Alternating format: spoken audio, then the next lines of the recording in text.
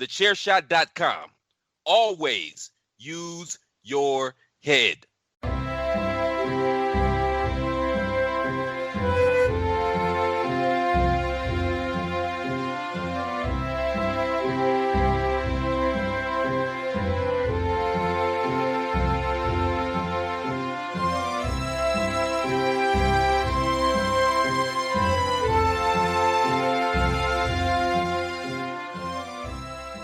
Hello, everybody, and welcome to another episode of the Badlands Podcast, the only podcast out there that is 100% chiseled and is proudly part of the Chairshot Media Group. I am Mags, and with me, pretty much as always now, my podcast wife, Mr. Paul Talley. Paul, how are you, sir? I'm getting a reputation for it now, aren't I? What, turning up? Mr. No Days Off. I know, two episodes recorded last week, double recording this week, although one of them not for us, but yeah, you're putting in the work. How are you? Yeah, not too bad. Been a hectic few days with the many podcasts that I do. I've now been dragged to be involved in another one, which is I've seen that cheating on me. I know. See, I don't mind it when you're doing these group table ones, but when you're just doing another two-man gig, that hurts, man. You don't satisfy me, Paul, creatively. Fair, I met Simon last week, and I completely understand where you're coming from. I'd want a bit more Simon after last week. It's the beard. Yeah, I'm trying. And the swearing like a trooper. I can't do that. I'm too polite. Anyway, today's guest, Paul, is one of both our favourites in the I'd say wrestling community, but he's ditched us like a hot shit. He's actually moved on away from us wrestling fans and become a YouTube sensation. He's become an actual human wrestler, which is just a shock. Today, it's one of the best people we've met on Twitter. Omega Luke. Luke, how are you, sir? I've been struggling so hard not to laugh so I could be heard before that from you two. You could crack me right up. Paul, don't take it, mate. If he is cheating on you in another podcast, you need to get yourself on another podcast. And Mags, I can't believe you're taking on yet another podcast. Listen, Luke, I try and pimp this guy out to every podcast I know. he actually farts against me from getting involved in other podcasts. He's a one-man show, isn't he? He wants just one guy, and that is you, Mags, and yet you betray him. Wherever everyone else. Man has needs. I'm committed. Exactly. But I'm very good. Thank you very much for having me on. It's well overdue, and it's since we've last had a chat. Yeah, I think the last episode was Paul versus Luke, where you were. Don't remember it. Don't remember it at all. You don't remember getting absolutely trounced in a quiz about your own favourite topics of the Marvel Cinematic Universe and Man United? No, because it was the questions, Max. The questions were too difficult. Yeah, they were brutal. I need to. If I remember rightly, Max, you asked me what Gamora's race was called. Yeah. How is anyone supposed to remember that? I don't even. I can find the actual answer, but I can't remember what it was. But it was very half-inated. Yeah. I think we could do the quiz again tonight, and we still get half of them wrong. Yeah, even though we've heard the answers before, and get the ones wrong that you got right originally. yeah, no doubt. So how's life treating Omega Luke? It's not too bad, Max. Obviously, we're in the second lockdown now as we're recording this, which isn't fantastic. A lot of things, obviously, in your having to go to work and then having things like wrestling, which I'm thoroughly enjoying, is like a getaway for me at the minute. Taken away, so I can't, exercise or get relief any aggression that I have bit up in me. And see all of my wrestling friends, like that kind of thing. It sucks. Obviously, family members as well. But balancing them, seeing my son and things like that. So yeah, it's difficult at the minute, but there's a lot of people in a lot worse situations than me. So I need to remember that sometimes because I get too grumpy, and then I realise that there's people worse off for sure. But yeah, other than that, health wise, I'm good. Oh, that's good. And you've been on this show many times. So we kind of wanted to take a kind of different tack to this chat, and we wanted to basically find out about how you went from one kind of a community to a totally other one, and you've had amazing success in it. And we wanted to kind of see how the land lies for Omega Luke. But obviously, with this being a Mount Rushmore based show, it would be a bit rude for us not to have some Mount Rushmores. So what we asked for you for an opener is obviously with you learning to train in wrestling and having your first match, what is the Mount Rushmore of things that you've learned from the training of being a pro wrestler? Yeah. So shall I just go one by one? Yeah, just go for it. So my first one, I think, is how difficult the simple things are. Because we watch wrestling all the time. You watch it and you think, you take for granted certain things until you get in the ring and they ask you to do it. And you're like, I'm not sure how I would do it. For example, running the ropes. That is a lot harder than just running up ropes and bouncing off the other to the next. Mm-hmm. Like there's an actual technique about it. There's a point where you got to tang your body. You got to think about the length of your stride. And it wasn't until I was halfway through one of my sessions, and they were like, I thought, when you're in the session, you think, yeah, I'm doing all right today. And then they go, right, like, have you run the ropes before? No. Like, do you want to give it a go? And you try it. And I was like, I do not know how to do it. I'm sorry. I didn't know where to turn, what direction to turn, like as in like whether to turn my body left, whether to turn my body right. It's so much harder than what I ever imagined it would be. The simple things and the more difficult things, I think, are actually easier to know. Like certain moves, I think the move sets are easier than certain things in the ring. Jumping out of the ring and stuff like that is harder to do than picking someone up and slamming them down. So yeah, that was definitely one of my first things. Wow, that's interesting. That 'cause I was blown away by some of the moves you were doing in your debut. Mm-hmm. But, you know, relatively, you haven't been training that long, and you were pulling off some awesome moves. And the weird thing is, Paul, is like we don't train those moves. We don't practice them beforehand. Oh, really? Yeah. So a few moves I've done before, like the rock bottom, I've spoke about before and done it in a session. But like my finisher, I'd only ever done it once. There's a few moves in there which was like on the day I'm like, oh, that'd be quite a cool thing to do. Do you reckon we could do that? Yeah, okay, we'll just do it. So certain moves like that, because you see it happen, it's quite easy to do. But it's the other things that I've been needed to practice, like run the ropes, or be it if I ever was like in a battle royale getting thrown out of the ring or something like that. Those things are so much more difficult than what I ever thought. Interesting. So what's the second thing then? So the second thing is there's a tradition in wrestling that I learned quite early on from my coaches, and that is shaking everyone's hands in the locker room at a show. When you arrive, you must go round, shake every single person's hand, whether they look busy in conversation or not. It is kind of like out of respect to do it. And when you leave, if you leave without shaking someone's hand, that could be seen as a bad thing. If someone's in the toilet and say they're taking a number 2 and they're taking ages, you must wait for them to come out to shake their hand. Honestly, it's the most baffling thing ever. You must go around and find every single person to make sure you shake their hand, because our coach like sort of drummed it into us, and he gave us an example of someone at the academy who was no longer there once went to a show and thought he shook everybody's hand. But there was one person who was out in the ring, taking the ring down, and he didn't shake his hand. Not on purpose. He just didn't realize that they weren't in the locker room. And then that one person went to the booker and said, oh, where's so-and-so gone? Oh, he's left. Well, he didn't shake my hand. And he would never be booked again in that company while that booker is in charge. Yeah, because it kind of breaks the respect aspect of it. So, wow. Yeah. It's incredible. Yeah, I was quite baffled when I heard it. Like they drummed it into us. Make sure you as soon as like, because we have like trainee coaches come down and stuff like that. You know, as soon as they come in, introduce yourself, shake their hand. Yeah, and they always like, it could be like Joe Redmond. Like we've seen him on NXT and everything like that. Everyone knows who he is, and he'll come over and go, "Hi, my name's Joe." It's like, yeah, I know that. Yeah, I'm Luke. Like kind of thing.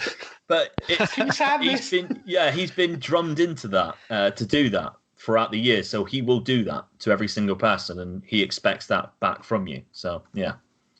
And has that kind of like respect leaked into your normal life? Like, do you find yourself like shaking people's hands more like out on the street, or when you're out on nights out, stuff like that, because of it? You're not allowed, Absolutely Mags. not.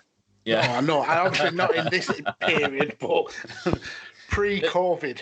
Yeah, the trouble is, Mags, I shake their hand and then I pick them up and tombstone them after. And apparently that is not good etiquette outside of a wrestling ring. No, it will get you chucked out of the local clubs in Plymouth. Yeah, straight up to the bouncer, shake his hand, forearm. No, it just didn't work. No. So what's next on your Mount Rushmore of things you've learned during your time as a trainee wrestler?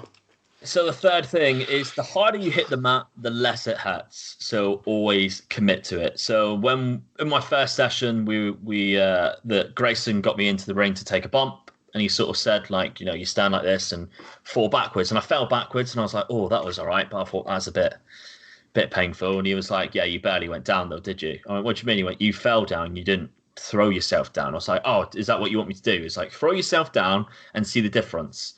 And I was there and I was thinking, do you know what? Fuck it. Like, if I hurt myself, I hurt myself. I just want to go for it. And I threw myself down and he went, there you go, perfect. And I was like, that didn't hurt.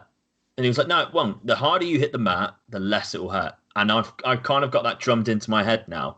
So whenever I'm taking moves and stuff, I will commit to it, because if you half-ass something, either like the person who's doing the move to you, they might struggle because you've half-assed it, or I will land funny, something like that. But if you fully commit to it, you're probably less likely to get injured. And that's something that has always stuck with me from day one training. Yeah, that's interesting. You'd think it'd be like counterintuitive, but yeah, you think if you threw yourself harder down, you're going to hurt yourself more. But I suppose it's more like you said, it's the commitment to the move rather than like the fear of hitting. You're going to tense up more, I suppose. Yeah, and that's when you're likely to make more mistakes. Yeah, it's weird how another thing which I don't actually have on my list actually, but I'll say it anyway, is like the slower you go, the better. And if you think you're going slow it down more. Mm-hmm. That is one thing that I really struggle with, because even in my debut match, I was rushing things. But at the time, it just felt like, right, I'll go to the next bit and I'll go to the next bit. And then my feedback was, slow down, mate. You're going way too fast. I was like, was I? They were like, yes. And then I watched it back and I was like, I see what they mean. Like, I really need to slow things down, like take time, give my opponent a chance to sell what I've just done to him, instead of hitting him with something and then going straight over to him, picking him back up again to do something. Like, give the time for the story to develop and make, because if I'm hitting him with something and then I'm going straight over and picking him back up, it's kind of making me look weak. Yeah. Because see that. I'm not giving him a time. If I'm hitting him with something and then I'm leaving it 5-10 seconds and he's still selling, people in the crowd like subconsciously are going, "Oh, that must have really hurt. He must," because he's still hurt, kind of thing. It's the old kind of Hulk Hogan adage of less is more, I suppose. Absolutely, yeah, absolutely. I mean, Hulk Hogan obviously built a career off not a lot of moves. Mm-hmm. If you think about it, it was all a lot more of a show. But if you watch his matches, some of them go on for like plus 20 minutes, and then count how many moves are in that match. Yeah. And it'll be hardly any. And if you watch like a match now in WWE, which goes on for 20 minutes, I guarantee those matches will have like 5 times the amount of moves as what Hulk Hogan would do. But if you say to him, what match do you remember more? That match on Raw, which had that amount of moves, or the Hulk Hogan one, people are going to say the Hulk Hogan one is more memorable. And then the more important thing is which one drew the most money. Exactly, yeah. Drew the most money, had the biggest fan reaction, everything like that. Yeah, it's quite an important thing, which I never realised before. Yeah, and just watching your match back over the last couple of days, you can see how quickly you tire. It seems like it's wrestling seems to be maybe not that, especially like on the indie scene, maybe not as physically demanding, but you could tell that both you and Brandon were absolutely worn out during that match, and you could see the sweat coming off your face. And yeah, I can understand if you take that extra time to let the selling do its thing. It also would mean that you're not going to burn yourself out as quick. Absolutely, and that actually is my fourth one. The fitness and conditioning of wrestling is like no other. I mean, I've spoke to you guys before. I used to play football on a Saturday and a Sunday, right up until I started wrestling training. I literally quit the week before and then started wrestling training. So I always thought to myself, well, the fitness side of thing I'll be completely fine with. Like I can do 90 minutes back-to-back days, and I might struggle walking on the Monday, but it's only aches and pains. Like during the match, I feel physically fine. That first day of training was like something completely I've never experienced in my life, and it's completely different kind of conditioning. The fitness test we do is unheard of, and now like when I tell people the fitness test, they're like, really? I won't be able to do that. And it is so difficult to do, but it gets you into the mode of, yeah, you need to be like, you might not be looking the fittest, but conditioning towards wrestling and being like a sculptured Adonis is two different things. Yeah, it's all about the cardio and being able to do the 10, 15, 20-minute match. Yeah, I mean, you look at the size of people like Otis and Keith Lee. They couldn't do 90 minutes on a football pitch, but they could do a wrestling match for 25 to 30 minutes. I've done both, and I'd much rather, like fitness-wise, do the football match because I struggled like hell if I was to do 25, 30 minutes in a wrestling ring. Yeah. I bet Keith Lee's a cracking goalkeeper, though. Oh, can you imagine? Especially five-a-side. Yes. Just lay down. Easy. Well, there were some really interesting points, Luke, and kind of like a good lesson for any of potential future wrestlers who were listening along to Badlands. So, yeah, really appreciate that. I'm out. You don't want to be a wrestler no more. You talked me out of it.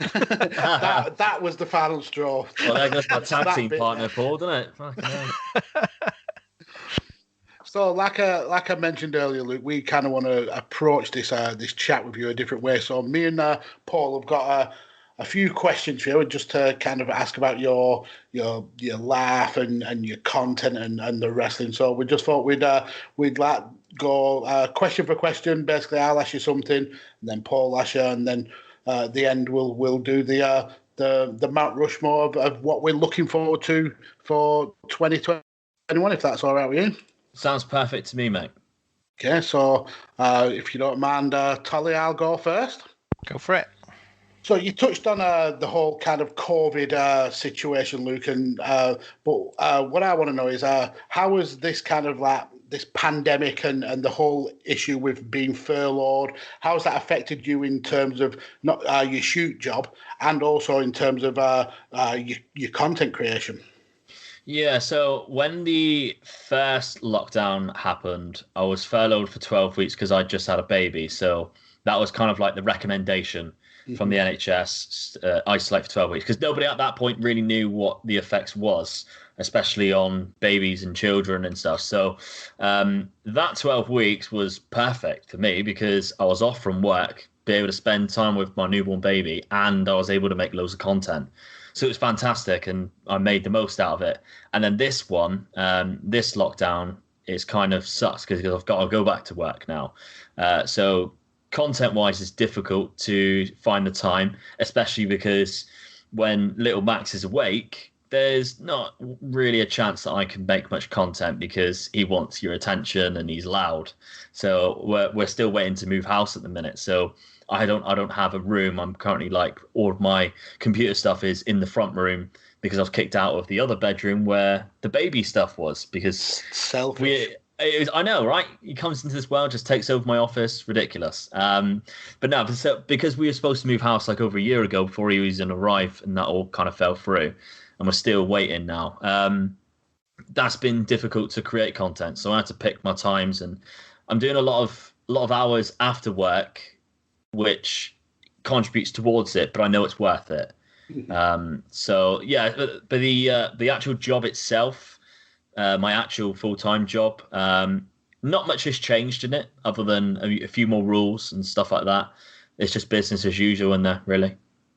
Well, that's good. At least you're not kind of like struggling financially. I know that was a massive concern when you first started to go all in on the YouTube content. I'm glad you're in a much more stable place now.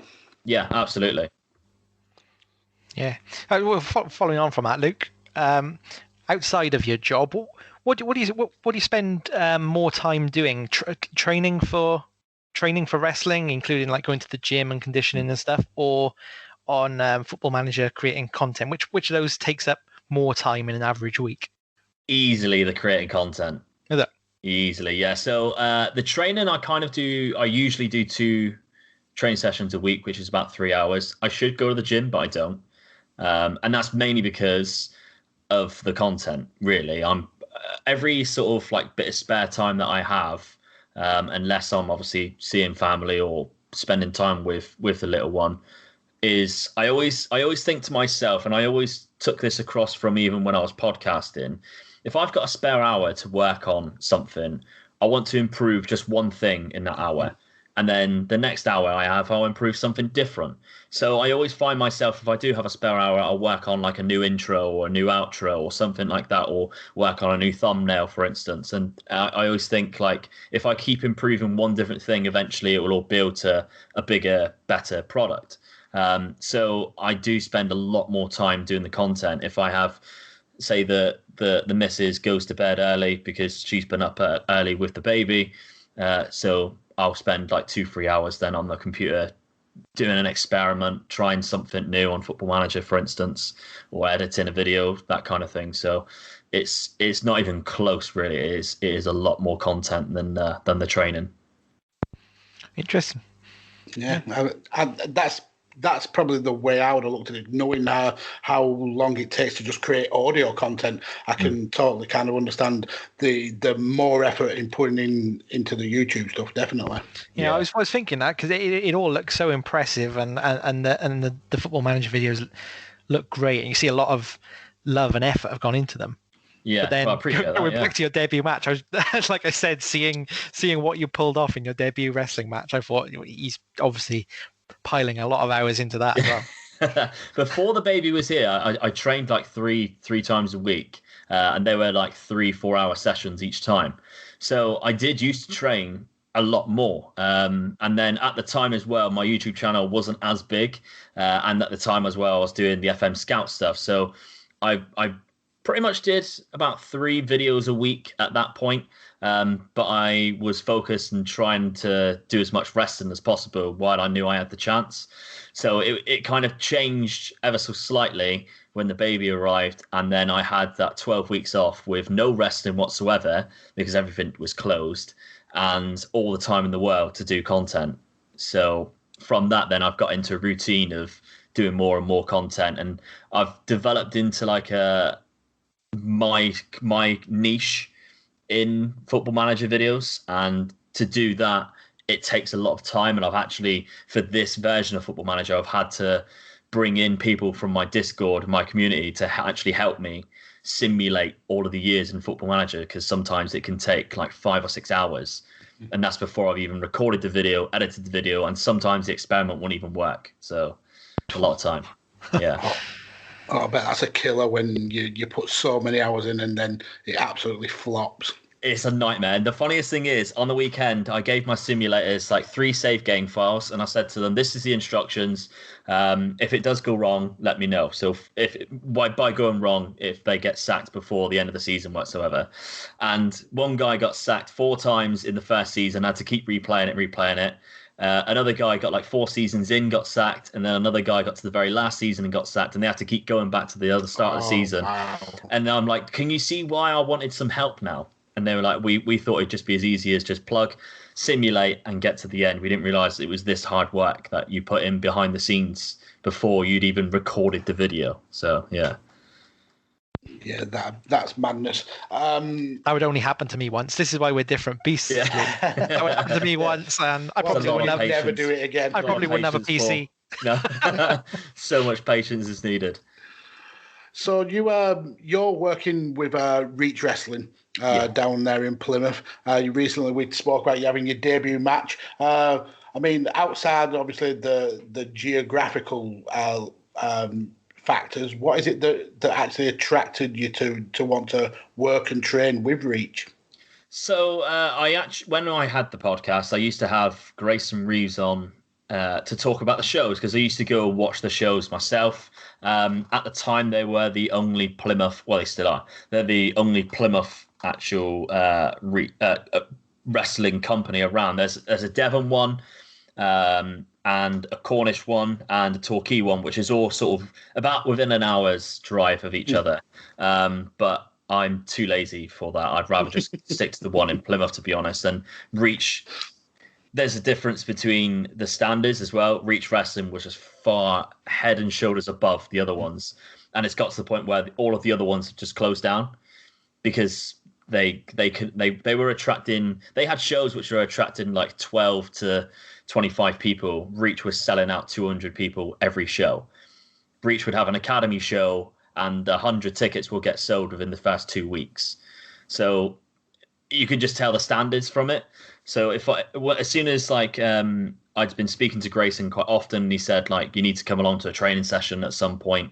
I was only ever going to go to Reach. Like, I would never travel, because I think my friend actually went to LEP, which is the Torquay one, about 45-minute drive away.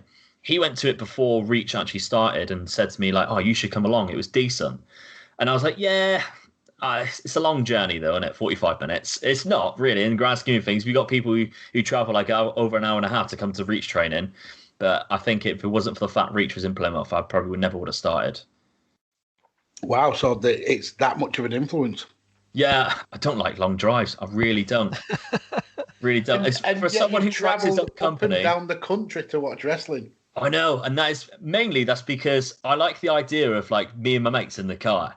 Mm-hmm. And that's why every time I've ever done that, we did vlogs and made it interesting, because I hate just sitting in long journey car drives. I can't stand it. Driving as well is the worst thing. Like, if me and the wife ever go anywhere, she will drive, because I cannot stand long journeys. So. I remember being sat in the crowd at Royal Quest, and I was following you on Twitter, and you were really struggling to get there at one stage, weren't you? You were panicking. Nightmare. We really thought we were going to miss a show. I think we actually missed the first dark match that was there. Yeah, I think you walked in halfway through, because I saw you walk in not far from us. Yeah, we turned up during a match. It's like, oh shit. So yeah. Billy Big Bollocks in it, just turning up late. Yeah, walk down the aisles like this. Arms up. Entrance music. Right, so as we were saying, you used to do a wrestling podcast, and you stopped that. We know kind of wrestling podcasters can be kind of stereotypically quite forthright in their opinions. Are there any kind of common, say, podcaster, internet wrestling fan opinions that perhaps you shared back in the day, that since you've stepped through those ropes, you've done like a 180 on that? I could see that's a bad take. So it's actually quite weird you say that, because there's so many. There literally is so many. Everything. Honestly, everything you think about wrestling, from watching it from a podcaster's view until you do it, it's completely different. So when I'm watching wrestling now, when I was a podcaster, if I started watching a wrestling match, I'd probably look at my phone for the first 5 minutes, and I'd miss all the start of the match, because I was ignorant to the technical side of things. Now, I'm more likely to just watch the first 5 minutes of a match and turn it off than I am to not watch the first 5 minutes. If I'm going to watch a match, I have to watch that first 5 minutes. And a lot of the time now, instead of watching like new stuff, I'm watching old school wrestling, because I want to see how it was done before, because now they don't really focus on the technical side of things. I want to see it, because it's a weakness in me that to do a lot of tech at the start of a match. So what kind of stuff you watch? I've been watching a lot of Ric Flair, Mr. Perfect, a lot of WCW stuff, because I haven't watched it before. Going back to kind of like from 85 to 95, in that era, a lot of Bret Hart stuff, because he's very good at it. Like Bret Hart, Roddy Piper at WrestleMania, unbelievable Intercontinental match. Like, love that because of the storytelling as well.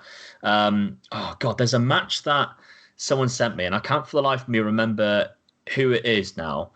But it literally, I think it is Roddy Piper and someone, which reminded me of what it is. But there is it's a Ric Flair match.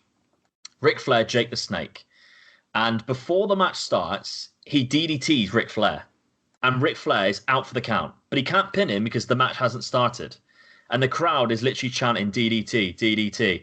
And for 7 minutes, nothing happens other than the crowd are shouting and Jake is trying to get at Ric Flair to start the match. And Rick is just either out for the count and recovering or rolling in and out of the ring, trying to get back in to like consciousness from this DDT. And if I had watched that back before I started wrestling training, I would have hated it. I would not have appreciated it one bit because I was like, just get in the ring, start the match for Christ's sake. Now I'm like, what a beautiful story that actually is. How he hit it before the match because he had been threatening to do it before, like in promos and stuff, and he hits it before the match, but he can't pin him, and he would have had him beat. So things like that I find like astonishing now. Botches as well is another one. Like when I used to be a podcast, if I seen a botch, to me that would be the match ruined.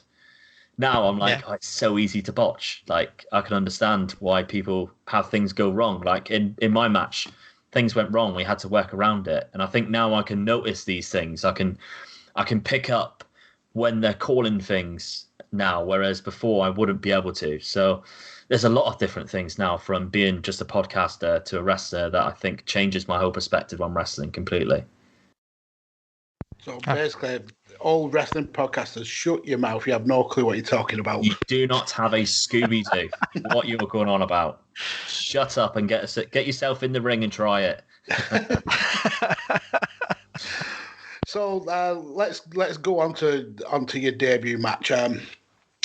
What was actually going through your mind when Jason and Grayson, the owners of Reach, said they thought that you were ready to actually wrestle matches? And how did you feel kind of immediately before the match and then immediately after? What were like your feelings and your thoughts about it? Well, when they first told me, I thought, about bloody time, lads. Come on. So annoyingly, because of the pandemic, my debut had been halted for a long time. I was originally either supposed to make my debut in the May show. There was talks that I was going to be part of a match in the May show, or I was definitely making my debut in July at the Guildhall in front of 600 people. So that was originally going to be my debut, and I was so excited for that. I managed to get my family and friends to buy loads of tickets. I think I had like 25 people at that point. Back in March, had bought all of those tickets. And then obviously COVID happened and it stopped. Unfortunately, during my time off, I didn't know whether I was going to come back to wrestling or not, because at first it was like, oh, there's going to be a shutdown. We're going to have to shut the school down. I thought, well, 2 or 3 weeks, this pandemic will clear and I'll be back training again. Happy days. Then it was 4 or 5 weeks. Then it was 6, 7 weeks. And then eventually like 12 weeks had gone on back to work and we're still no wrestling. And then 4 months later, they're talking about coming back. And I'm thinking, I don't know whether I'm going to come back or not. Like I put on 1.5 stone in weight. I was out of shape. I didn't do any fitness because I just thought at the time it's going to come back. So I'll just get fit again that way. And I came back and I was terrible. And I was like, I've gone backwards by a fair few months. Mm-hmm. I forgot loads of things. I found it really difficult. So when they spoke about doing the no fan shows and I agreed to help like edit and produce them, then I wanted to be on that first lot of tapings. And I was disappointed when I wasn't. But at the same time, I completely understood why I wasn't, because I was really rusty and not conditioned for a match at all. So that hurt, seeing a couple of my mates who I had started training with get their debuts before me and not experience that with them, because throughout my whole time training with them, I thought we're going to have a match. Our debut match is going to be on the same card and it's going to be fantastic. So like my friend Jordan Sparks, who I'm closest to, he had 3 matches in the first lot of tapings and has got an incredible storyline. And I was just there recording it and editing it. and not part of it, and I was gutted. So to begin with, when they first told me I was going to make my debut, it was kind of like, finally, right, I need to book my ideas up now. I need to contact Cameron straight away and come up with a really decent match structure and stuff like that. Just before the match, I was completely fine, going through it in my head over and over and over again with Cam in the ring. And then after the match, it was kind of like, I don't know whether that was good or not, because it all went a bit of a blur, and we were coming out and he was disappointed because he missed a spot, which led to us being a bit confused in the middle.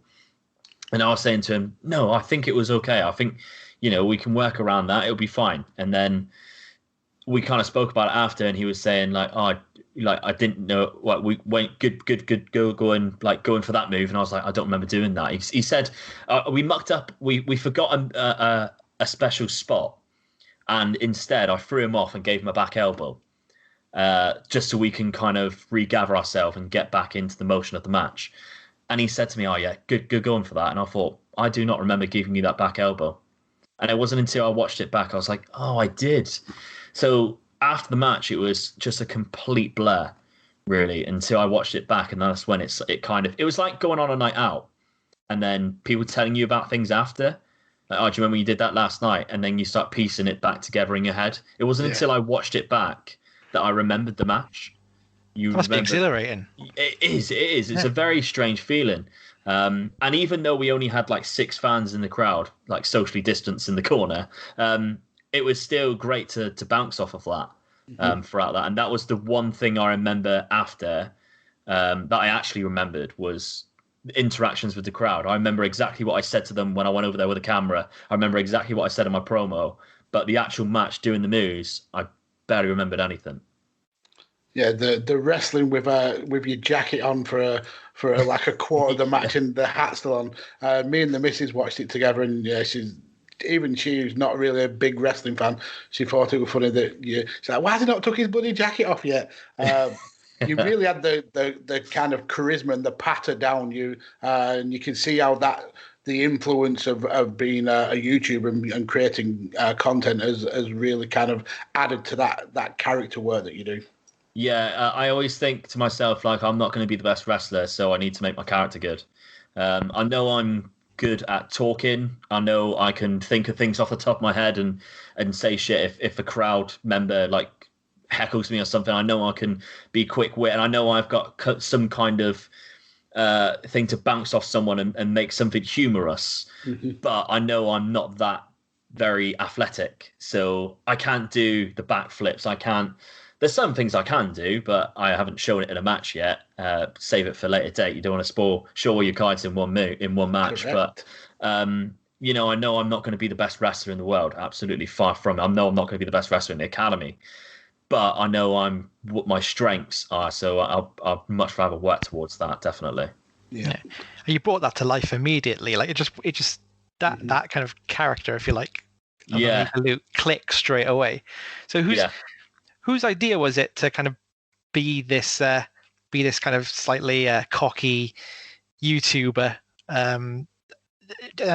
Really kind of blend the fourth walls with your real life. Was that your idea, or did the guys at Reach come to you and say, "We'd like you to do this"? Kind of a bit of both, really. Like the two coaches, they never really paid much interest into my actual like YouTube channel until we got back after the summer. And they started realizing like the growth of my actual channel, because before the pandemic, I had like 1,000 subscribers or something like that. And they thought, oh, that's quite cool. And then every time I'd speak to them about a character, they were like, oh, I want you to come out of a tracksuit with a towel around your neck, and I want you to be like this fitness guy. And I'm like, that's awful. I don't want to do that. And they come up with like stupid ideas, and they were like, oh, have you thought about a name? I was like, yeah, why not just go with Omega Luke? Because I have some kind of following on Twitter, wrestling following, because I used to have a podcast and a YouTube channel. Surely it would just make sense just to keep that name. No, hate that name, don't like it. And I was thinking, oh, this is really awkward, because I don't really... And they were coming up with these stupid names like Luke Knight or whatever. And I'm like, no, I don't like any of this. And then it wasn't until... I would have ribbed you mercilessly if you were coming out as Luke Knight. I know. I know. And it wasn't until I come back and I had been talking to Jason about my YouTube channel and stuff like that. And I mentioned how one of my videos on FM Scout had like over 100,000 views at the time. And he was like, 100,000? I was like, yeah. I was like, because the channel is like got 75,000 subscribers. And they couldn't believe it. So after that, like it was all he wanted to talk to me about was the YouTube stuff. Like, oh, what's the numbers like now? Are you getting a lot of views and stuff like that? So as soon as they started talking about that, I thought, right now I can be like, oh, so character-wise then, shall we go towards that? And he was like, absolutely, yes. And then they kind of had an argument on whether I should be a face or a heel. It was kind of like, are you going to be like the fans' favorite because you're this popular YouTuber? Or are you going to be like a cocky heel because you think you're this really popular YouTuber and over-exaggerate it? And I was like, I want to do the popular heel because I think promo-wise it'd be so much easier to be as cocky as hell and say I'm like the best thing since sliced bread. I'm basically KSI from the FM universe, and it will be a lot harder to be like, oh, I'm a good YouTuber, please like me, kind of thing. Like it'll be more difficult. And I think it would be easier to turn babyface after being a cocky heel and getting people to hate you first and gradually like you rather than like me from the beginning and just turn into bigger hate. So we kind of like had that sort of toss up about that. They agreed that maybe going down the heel route was probably the best idea. And then I did the first promo and Jason was like, yes, you need to keep doing things like that. You need to keep dubbing over my face and keep like just saying, you know, you got thousands of views, thousands of subscribers. And then because I missed the first tapings, like the production side of things between the tapings and the first time and the second time really changed. And they bought a microphone and I said to them, can I please do a promo on the microphone? And they were like, that'll be quite good for your character. And I was thinking, get in there. And I was the first match of the first episode. So I knew I'd be the first person to have a microphone in that ring. So I was like, I need to fucking nail this. So, I mean, I had an idea of what I wanted to say in my head and everything. I feel like still watching it back, I rushed through the few things that I said, but I got everything that I wanted to say across. And I think character-wise, it's helped me no end. And like you say, keeping the jacket and the hat on, when I mentioned to them about the YouTube channel, they watched a few of my videos and they were like, well, you've got to come out wearing a hat because you don't do a video without a hat on. I was like, okay, so I'll do that. And then they were like, oh, where's that jacket you always used to wear in your videos? I'm like, I haven't done that for ages. Like, it's the summer. Like, no, wear that jacket. It looks quite cool. I was like, all right, okay. So that's why the look came out. And when we spoke about the first start of the match, I said to them, like, with this promo, surely we can just go into like a quick start. Like a shotgun dropkick, quick start.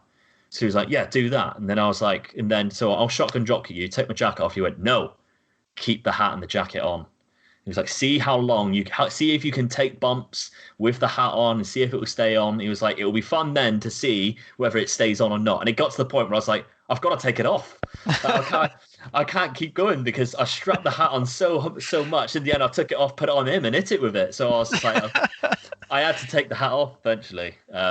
It would have been a nightmare. I was going through the rest of the match of it. That was a great touch because that's like Tetsuya Naito style, isn't it? Yeah, it's disrespectful to keep your jacket on and your hat and still fight.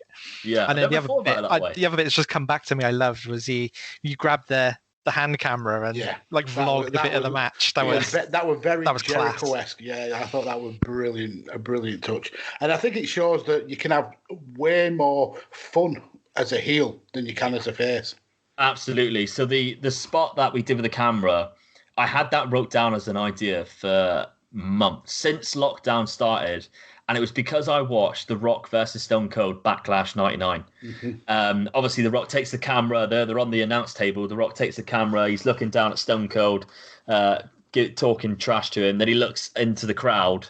And then as he turns back to Stone Cold's there with his two fingers up. And he stunners him, holding the camera. Mm-hmm. And I watched that and I was like, oh, if I'm going to do this YouTube thing, I need to put across like the camera loves me, or I'm all about the camera kind of thing. So I need to incorporate that straight away. And as soon as we were talking about doing like originally, every show that they've done before is a massive camera where they hold it in two hands and it's a big camera like that. And I thought, there's no way I'm going to be able to do that. I'm going to have to like try and work out someone has a mobile phone or something, or I've got a mobile phone in my pocket and I do it that way.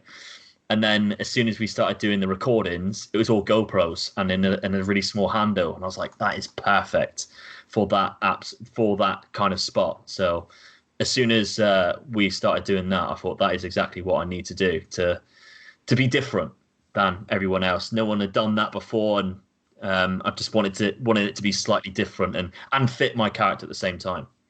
Yeah, and it's totally worked. So what feedback have you had about that first match, and how has that feedback kind of made you feel in terms of continuing being a wrestler and kind of trying to improve? Yeah, so I've had a lot of good, lot of bad feedback. As a whole, everyone's saying for like the debut, it was a good debut to have, and they've seen a lot worse. And I felt that as well. I felt as a first match, I'm happy with that. As a first match, absolutely, it could have gone a lot worse. There is things I could have done a lot better. And watching it back, I'm thinking there's a few things that I do. I'm like, why have you done that? Like that makes no sense in the world of like wrestling psychology kind of thing. But also people who are just casual fans and maybe not wrestlers themselves or people who study wrestling, they might not ever pick that up. Mm-hmm. So it didn't bother me too much. But the bad feedback I got was always constructive, things to work on. And I've had a second match since. It hasn't been released yet. But all I can say is in that match, I felt more comfortable. And watching it back, it looks so much better than the first match, to the point that when people say now, oh, I watched your match, I'm like, oh, did you? Because when the first match came out, I can wait to tell everyone, like, please watch this. Now I've had the second match and I've seen that second match, I'm like cringing when people say they've watched the first match, because I'm like, oh, there's a few things in there that I really wish you don't see. But that's just the way it is. So yeah, there's a lot of things to work on for sure, and I think I improved in my second match from taking that knowledge on. Our good friend, Mr. Tom Colligue, actually gave me some really good feedback as someone who studies wrestling for a living and as a good media source. A lot of things he mentioned, and he didn't hold back, which is what I really appreciate. It would have been easy for Tom Colligue, who, you know, we know quite well through Twitter, but doesn't know me as a person, to be like, yeah, that was really good, really enjoyed it. You know, this was good, that was good, and that to be it. Nah, he was straight like, you know, some of your strikes, they could be better, and I could see what you were doing, but you could, when you improve on that, it would be good because you can see what you're trying to do. It just didn't come off right. And anyone who is in the, like, who has a match and wants feedback, that's exactly what you want to hear. Mm-hmm. Because it's stuff that, you know, you can work on. So no, I really appreciate when I get good and bad feedback. Like, it's nice to hear people enjoy it and people like something you do, but when someone you know who has good knowledge of wrestling tells you, look, that was quite poor, you need to work on that, then I agree, and I'll take that on board completely. Yeah, absolutely. I suppose getting feedback where it's almost like people blowing smoke up your ass is just as bad as getting the feedback where everyone shits on everything you did. You need that kind of constructive criticism to be able to improve. Yeah, it's a balance, absolutely. So, like, Grayson and Jason come over straight away, great debut and everything like that. And then after, when like the adrenaline had set down, it was, right, we watched your match back. This is what, you know, you need to work on. What you should have done here is this. What you shouldn't have done is this. And that's perfect, because then you know how to improve. You don't go out there the second match and think, oh, I've got this. This is easy. Mm-hmm. That's interesting. So it was all constructed then? You didn't get any hate for your debut? No, not that I know of. Good. Thankfully. Not to his face. No, only behind my back. Right, we love to have a little chat about food on here. Absolutely. I think we might have even done our favourite sandwiches, did we, back on your first appearance? Was it not chocolate bars? I think it was chocolate bars. That was bars. It. Yeah. So we love our food. Have you had to make any dietary changes to now you're a wrestler? You've upset him. You could see the tears in his eyes then. I try so hard.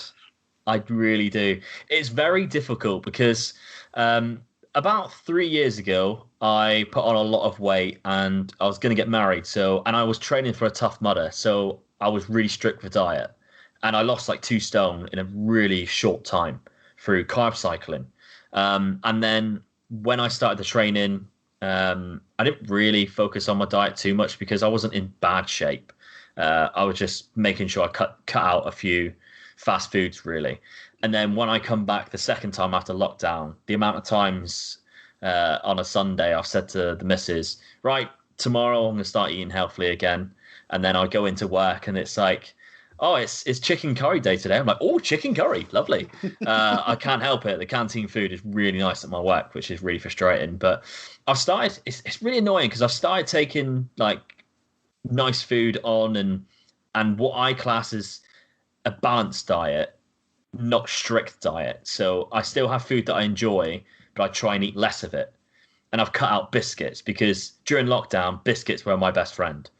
I would have like 4 or 5 cups of tea a day, sat at my desk doing content, just dunking custard cream, just going through packets and packets because there was nothing else to do. Like go out and go for a walk. Nah, you're all right. Like I'd much rather scoff these biscuits. So we very rarely now buy biscuits because that is my weakness. And I always have a treat day because I think for your mental health, you need to have things you enjoy still. And I love either a KFC or a Subway or something like that, and that can really change your mood on a day. Like if you've had like a tough day or you've had a tough week, and someone turns around to you, say your partner turns around to you and goes, Chinese tonight, that can really uplift your spirits. Yeah. It is completely true. So I always believe in a cheat day completely, and I think as well if you work hard, you don't have to diet as much. So that's kind of a bit of a secret. But at the minute, with obviously the school closed down and not being able to do a lot of gym work and having to just do like bits in the front room, I'm having to watch what I eat a little bit more. Careful, not strict. Yeah, moderation. Okay. Yeah. So, being realistic, taking into the fact that you've got a family and you've got a full-time job and your age, what is it that you think you realistically want to achieve in wrestling?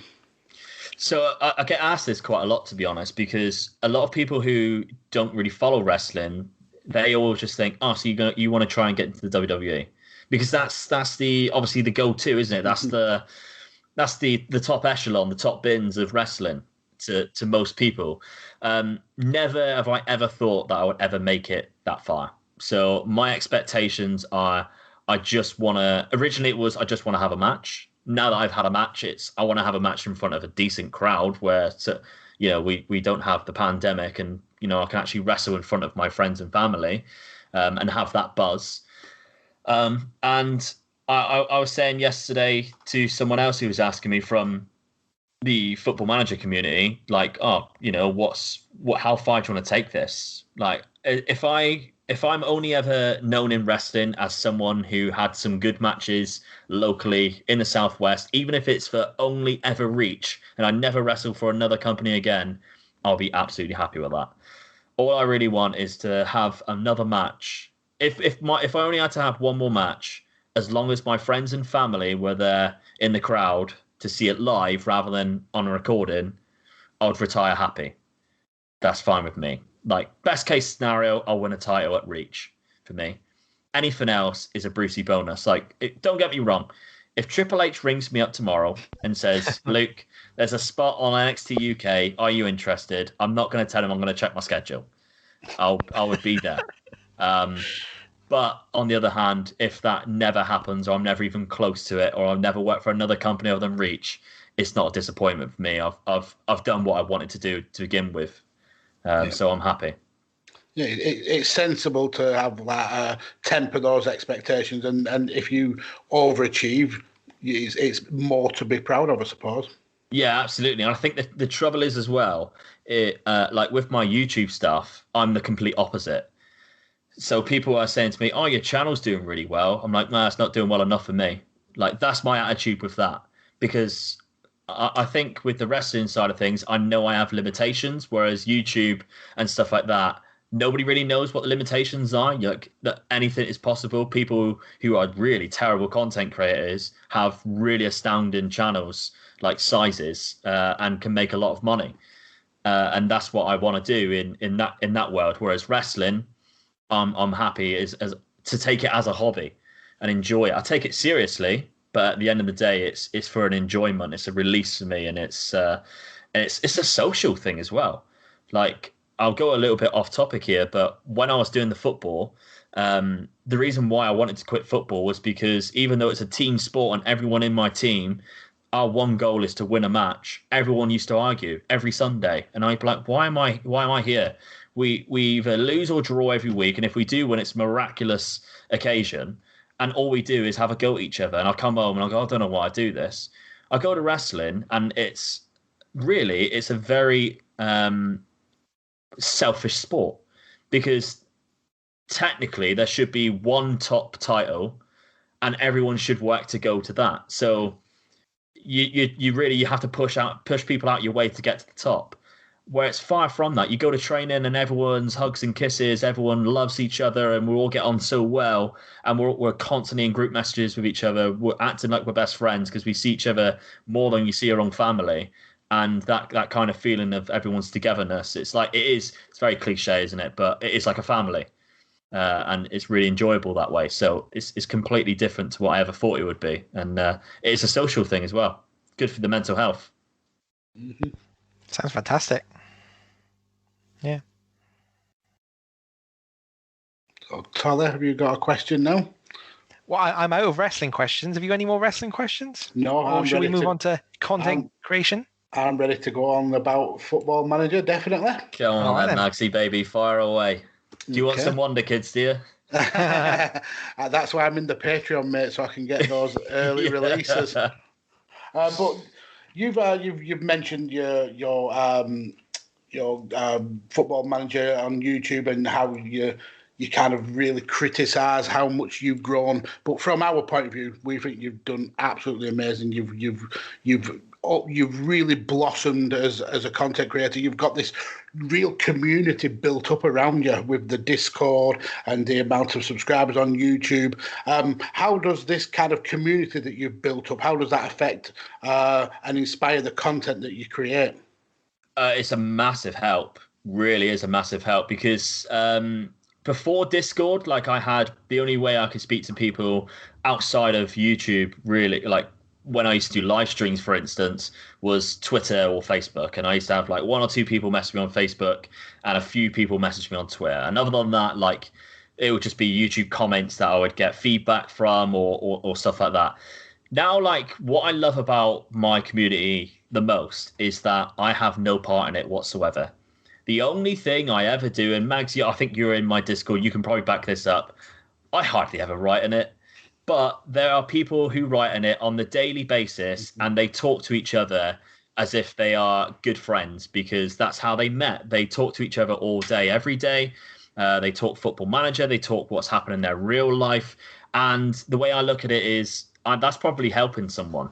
There's probably someone on the other side of the world who, especially during this pandemic, might not have people to see. They might live by themselves, but they can come to the Discord. They can write, "Hey, everybody," in the Discord, and someone is going to reply immediately. And they can have a conversation with someone that they might not be able to have without that Discord channel.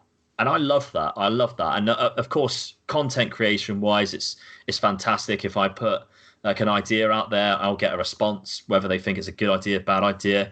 I mentioned earlier how I've got people helping now. I have a part now. Not only do I have mods, but I also have simulators now. So I have a group of 9 or 10 people who I literally just put a post out a couple of weeks ago saying, would anyone be able to help me with simulations when the new game comes out? If you do, just give me a thumbs up on this post. 10 people did.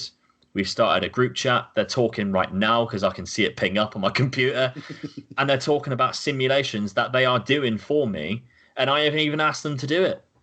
They worked out from what I said on the weekend what I need to happen in this next week. and they're helping me do that, and they're committed to that. Like one of the guys, and what baffles me the most with it is when the game first came out, it was a mad rush. Everyone was like, the game's out, let's get it. The first thing I was doing was not playing the game, it was simulating 5 years for a video that I wanted to do the next day. I wanted to be the first person to have that video. 2 other people in that group also simulated 5 years in the future so that I had 3 saved game files to go off instead of 1. So I had a more accurate research video. Rather than playing the game and enjoying it themselves, they were willing to simulate for 2.5 hours a saved game file for me and then not play it because it was too late then for them to play it. They were happy to just leave it then and play it when they got home from work the next day. And I couldn't believe it. And I was saying to them, like, no, seriously, if you want to play the game, play the game. No, I want to do this. I'm happy to do it. I'm interested to see the results before the video comes out and stuff. I find that amazing. I really do find that amazing. And, I can't thank my simulators enough. I can't thank my mods enough. And people like yourself, Max, who are Patreon members who helped me out in regards to comments and everything like that. It's fantastic for me as a content creator. When you two know yourself, when you get good feedback, it's such a great feeling, and it really does give you the motivation to do more. Yeah, so, and the community you've got, like I said, I'm a very quiet member of it, but yeah, the guys like Ryan Cassidy and just the amount of work that these guys put in behind the scenes for you, it's unbelievable, and it is like a real close knit family. Yeah, absolutely. And what I quite like about it as well, Max, is this has probably happened to you a few times. When you pop in the chat and say hello, you'll get people who will directly say hello to you, whether they know you or not. Mm-hmm. Like there's certain people who I know who watch my streams who, if a new person comes in, I'll see them every single time, right back to that person. Hey, how are you? Welcome.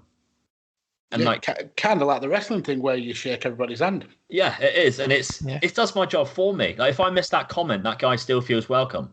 That guy doesn't feel like he's been ignored coming into this, because a lot of people, they might just click on this, go, right, who's this guy? Click on him, write something hello. They want a bit of interaction. They don't watch the stream because they just want to see what's going on. They want a bit of interaction. They say hello. Maybe the person watching doesn't say hello back. Then they leave. They never come back. But maybe I don't see their comment because I'm busy in the match or something. I'm celebrating the match or something.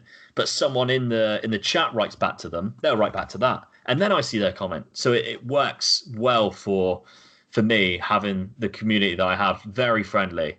Like you mentioned, Ryan Cassidy, the work that he's done for me, absolutely outstanding. And it's like people from all different walks of life as well, and different countries. I'm baffled. So I'll let you in on a secret as well, Max. I've got a video coming up that I've worked really hard on with one person from Romania about training schedules. And this guy has come out and he's done a full Excel spreadsheet. He's created these training schedules. And what they are doing now in this simulator chat is simulating a season with the training schedules loaded up so that I have some results to mention for 2 minutes of a video. And he's done all of this in his spare time. Yeah, and it's is that Snook? That's Snook, yeah, exactly. So he's a genius when it comes to training schedules. It's something that I don't know myself. I'm not a tactician on Football Manager. I'm not a training schedule man. But the likes of him, the likes of Ryan Cassidy, they help make content for me, and I can't thank them enough for doing that, because I wouldn't have as many videos if they didn't do that for me. So yeah, it's been brilliant, really. Oh, that sounds awesome. It really does. I dropped in it must be a few weeks back, maybe a month ago. You were part of the Football Manager Streamer Showdown. Yeah. I saw. How that looked like a really professional swish affair. You had like commentators. Yeah. Not like Luke's normal content. I think you had kits. Yeah. How did that come about, and what was that experience like? So the man who is behind it, Dr. Benji, who is, I would say he hasn't got the biggest YouTube channel, Football Manager wise, but I'd say he's the dad of the community. He's the big guy. He's the big dog that you go to, the godfather. And when lockdown first happened, there wasn't a lot of collaborations within Football Manager content. You got the WeStream FM boys, who are like 5 or 6 people who regularly stream and do a Foot Manager podcast. Then it's kind of like Dr. Benji and Jack work the space, who are the 2 big guys. Other than that, nobody really collaborated with anyone. And when I first came into it, coming from wrestling content, which everyone collaborates with everyone, like you go on each other's show and stuff, I was reaching out to people like, hey, do you want to do a video together? And they're like, no. I'm like, okay. Like, it was such a weird thing. And I remember I reached out to Dr. Benji once because I was starting a new series and I wanted to do a fun intro and a fun like trailer for it, where I had other content creators. So I had him, I had Loki Doki, who's another big YouTuber, and I had Bood FM, who's a big YouTuber, and they all did a little video for me. And I thought that was fantastic. Like, I can't believe I just asked them and they did it for me, because I was so used to the FM community being really standoff with it. Then the COVID hit and they started the Streamer Showdown, and it all started off with a threaded tweet. And it was himself and one other person mentioned how fun would it be to do a tournament, because Football Manager's held tournaments before, where they've invited them down to a studio and had a tournament. But other than that, like, that's it. Then they all go their separate ways and talk in the DMs, but never work with each other. And they mentioned how they should do like a streamer version of it, because people are now going to be watching a lot of streams, so they're at home, they got time to do it. So the Streamer Showdown was built, and the first one happened, and everyone was just streaming on their own channel, and there wasn't like a main Soccer Saturday version of it. And then Viking Dan, who is quite a very good streamer and a good friend of mine now, he come up with the idea of doing like a Soccer Saturday version. So he'd be Jeff, and he'd have the boys, Jeff and the boys, from like a Saturday Soccer Saturday perspective. So the WeStream FM boys, a lot of them did that. Started commentating on the games. They worked a way of like showing the games, and it's just improved and improved each month. And I think I was contacted in the 5th month to do one of the nights. And when, like, I remember when it was like the 3rd and the 4th night, the 3rd and the 4th competition, I was like, oh, I really hope that one day I'll get asked to do it. Like, that'll be fantastic. And then I remember when they actually asked me, the first thing I did was I rung my dad. I was like, they asked me. I can't believe they've asked me to do it. I was proper fanboying, because like at that point as well, they had like Spencer FC on. Like, Spencer FC is someone I've watched since I was like 18 years old. He has like 2.5 million subscribers. So Wembley Cup. Yeah, I mean, that video, the Wembley Cup video, has got like 20 million views on it. And they had him on the competition. I just couldn't believe it. And they had Manny as well, FIFA Manny. And I've watched him for years. And he's got another 2 million subscribers. And I couldn't believe it. So when they asked me to be on it, I was like, fuck, yes. Yeah, I want to be on it. So I was on it for one of the night. And it was kind of like a trial. And obviously I must have done quite well, because I got invited back again to do the full weekend then on the panel. And then I've done 2 lots of panels now, and that one night by itself. And then the last one that you alluded to there, Paul, was the Streamer Showdown number 6, season number 6, which was the last one of Football Manager 20. And I was actually part of it. So it's the first time of being part of it. Very different experience, and a lot more relaxing than what I thought it was going to be. Mainly because I didn't want to take it too seriously, because I've seen how upset people got if they took it too seriously and lost. I was happy to just be a part of it. I was more buzzing that during the matches, like the match with Work the Space Jack, someone I've watched for about 7 years on YouTube, I was just in a call with him, just chatting to him. And we were talking about like food. And then I was in a call with like Tom, and we were talking about, he was on Tinder. While we were having a match, he was on Tinder. So that shows how seriously he took it. And we were just talking about what he can write to this girl on Tinder. And it was just so much fun. And the whole weekend was so much fun. But it's just built up this huge community of people who just live for the Streamer Showdown now when that happens once a month. So can't wait for that to come back. Whether I'm involved or not, I don't care, because I'll enjoy watching it. That's how great I think it is. It was great to watch. Really good fun. Yeah, I mean, like you mentioned as well, like professionalism, it keeps improving. They got KFC sponsoring them now. Like, KFC is not a small company by any stretch of the imagination. To have that as your first sponsor, and they were brilliant with us. They interacted with us on Twitter. They were tweeting about it non-stop. They were in I think the people who like tweet out and were involved. We're in our chats as well, and they knew all the backstories. They were calling me Twin One because Mike Sweet Left Foot, we kind of look the same. So I was called Twin One, which was like a story from like 2 seasons ago. So they've done their homework, or they've just big fans of it, and they were fully involved in it, which was fantastic. They gave us vouchers to give out to people who were watching and viewers and stuff. So they got fully involved with it. There was prize money for second yellow card, the winner, for sponsoring it. So, I kind of have to pinch myself when I think about how much that has come since the very first time when it was just a tweet mentioned, and the whack that goes on and behind that. Every Schumer Showdown we have like an hour and a half chat after every night to talk what went right, what didn't. And that is why it gets better and better, because they have that communication, they have that reflection. Reflection, absolutely. And there's it's not just 1 or 2 people who turn up to that, as well as me. There's about 20 people in that call. People who are not even in that weekend will turn up to that call. So it just shows that everyone cares, and I think that's why it keeps getting better.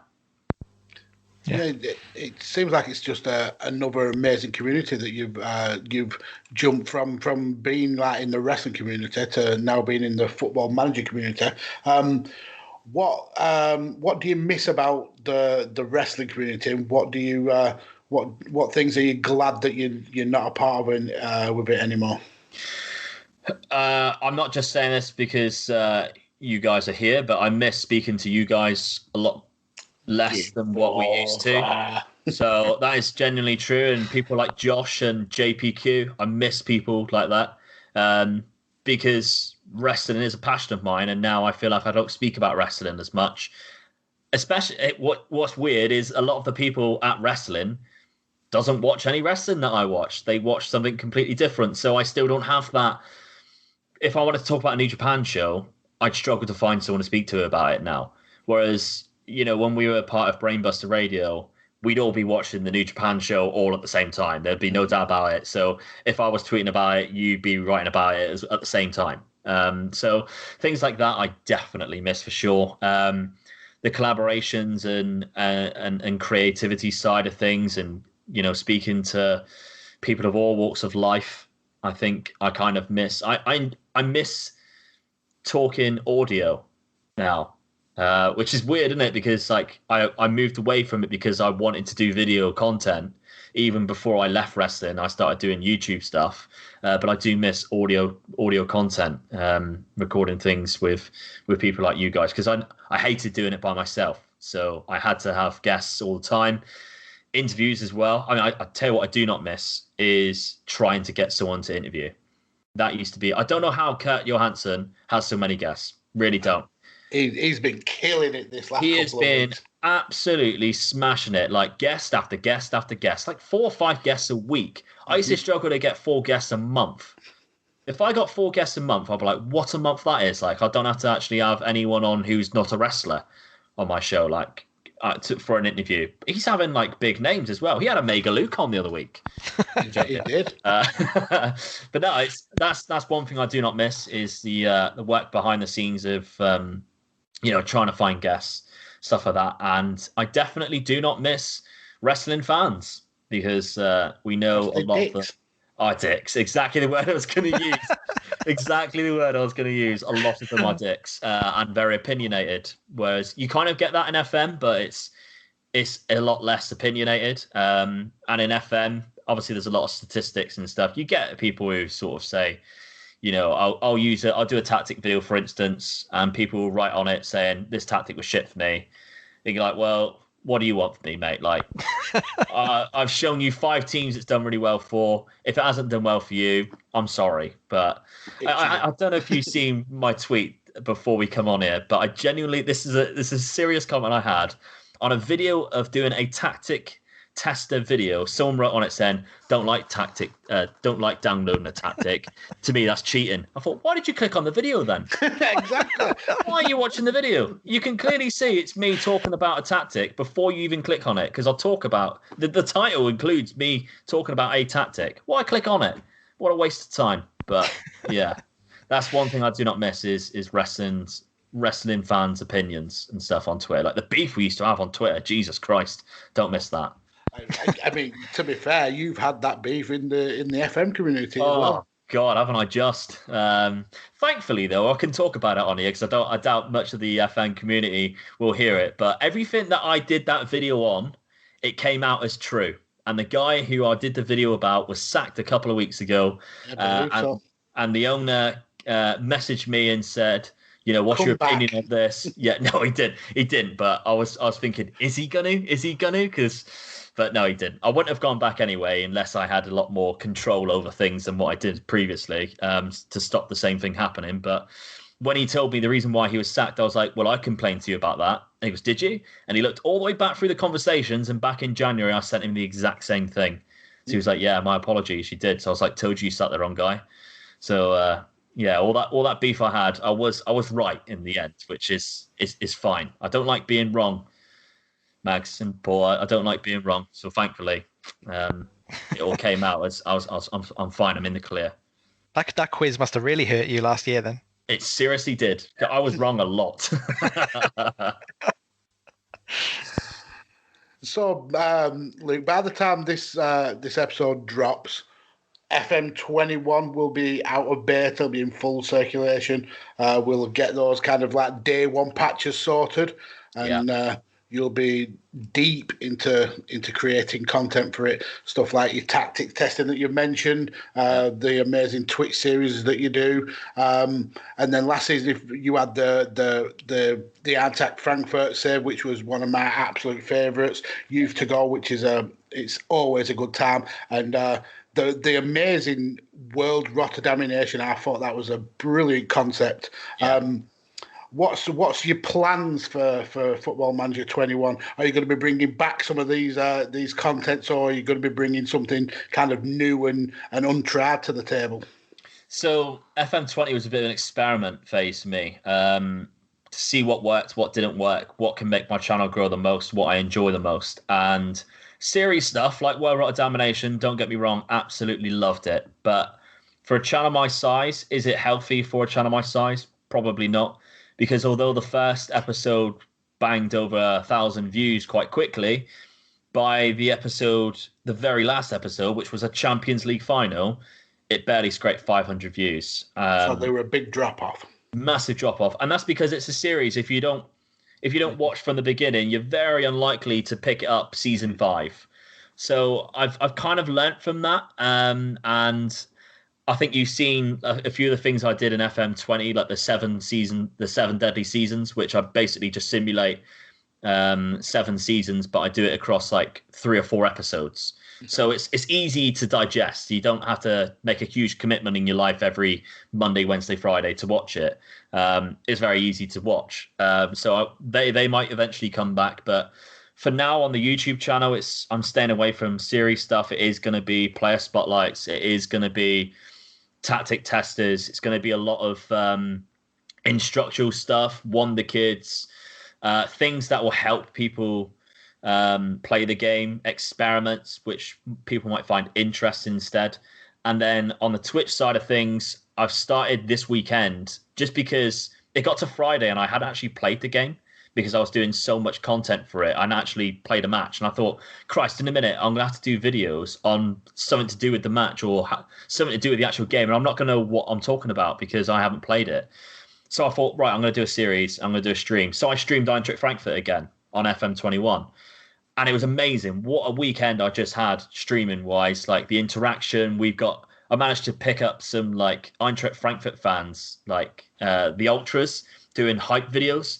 So I was like belting out hype videos before and the chat was going nuts. So I was like, this is fantastic, like interaction wise. So I'm going to try and keep stuff like that happening. So throughout the beta, I'm going to do Eintracht Frankfurt, leave that for a little bit, and then going to go to Youth to Gold again on the Twitch save. I had a team in mind. I don't know whether it's going to change now because for Youth to Gold, obviously you're not allowed to use 30 plus. And Ryan Cassidy messaged me about an hour ago and said, why have you picked this team? Their 5 best players are over 30 and they've all just signed for the club. I'm like, oh, have they? I literally... And he goes, well, why did you pick them then? I said, well, 1, their name is funny, and 2, they had a really nice kit. So Versberger Kickers, which is a funny name, and they've got a gorgeous red and white kit. That's the two reasons why I picked them. Yeah, so I didn't look at the club at all. So, but yeah, that's the plan for 21 is a youth to gold save. Once the beta is out the way, I have the week off next week, so I can smash as much content as I physically can. And it makes simulations a lot easier as well, because at the minute for like player spotlights, we're having to guess who's good or who's not. When the full game comes out, because I know my way around the editor, the pre-game editor, because I've played the game for so long now, I know how to find these players before. I know how to set up the simulator so it's easier to do. So that's going to be my job next week, is finding all of those hidden gems that we love to find on the game. A lot easier than trial and error. So you're saying we're not going to get a conquering the Eastern Bloc of Russia this year? Not that sucked. Not on YouTube anyway. So my kind of idea of thinking was, because that was a successful series as well, but again it was on YouTube, and by the end of it, viewers dropped off. Whereas when you stream, your viewers are only ever going to pick up. So my thinking is start off with the youth to gold, see how long that will take me, because it's not going to take me the whole of FM unless it's the other series I did where I kept getting sacked all the time. So that that wasn't fantastic. But so I'll do the youth to gold. Then after that, then I think it's time to do a conquering one and more of a journeyman save, because youth to gold is going to be one club. Then I think spicing up a little bit, going from one club to a journeyman type of save, and a conquering save like conquering Scandinavia, I think would be perfect. Like a conquering South America, something like that is something I'll be really interested in doing. Yeah, that'll be good. Yeah. Butchering those names. Absolutely. My dyslexia comes in use. You don't fancy taking on the Welsh Premier League, do you? Wales is the place to be now. I'm a celebrities happening there, and we've just seen Ryan Reynolds has bought Wrexham.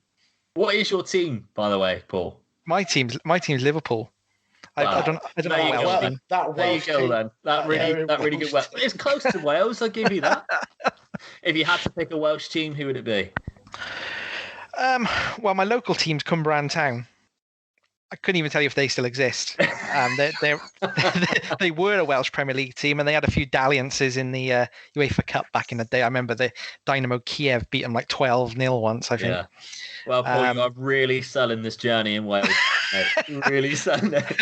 If I had to pick, like a big Welsh team, one of the big Welsh teams, I lived in Cardiff for 3 years, so I'd have to pick Cardiff City. Yeah, I mean, Ryan Cassidy, who we've mentioned already, who's kind of like my tactician, he every year does a Welsh bottom tier, as low as you can physically download database-wise, and takes them to the top and see if he can conquer Europe with them. He does that every year. I do not have the patience for that. I do not have the patience for that. I would do a couple of seasons in the Welsh Premier, but as soon as I'd won the league with the team I was at, I wouldn't try and win the Champions League or anything with them, because it would just take far too long.